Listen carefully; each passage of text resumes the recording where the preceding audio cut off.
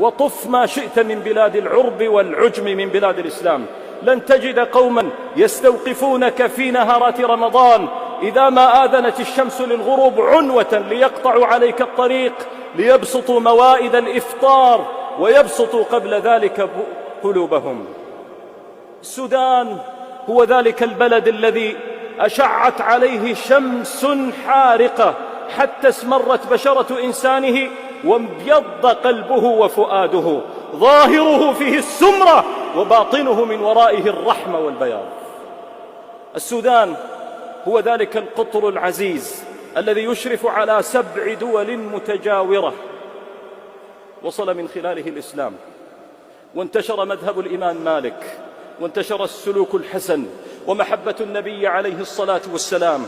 السودان هو ذلك الحاضنة التي احتضنت شذاذ الآفاق من المسلمين الذين ضاقت عليهم بلدانهم.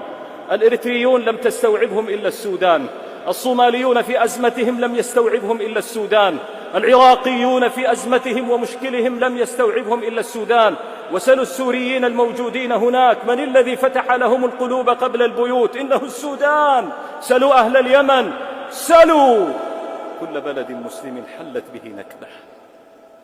وفوق ذلك أيها السادة، ثمة مكر كبار يحاك على السودان من قديم الزمان لتقسيمه، لتفتيته، لشرذمته، لأنه يشكل عقبة كؤود بأثره الإسلامي ولغته العربية وسحنته المسلمة.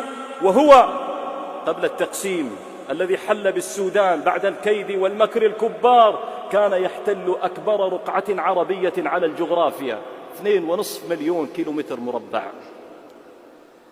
هذا المكر الكبار لم يقف عند هذا الحد، وإنما أراد أن يقسم المقسم وأن يجزئ المجزأ، فثور رعاة الإبل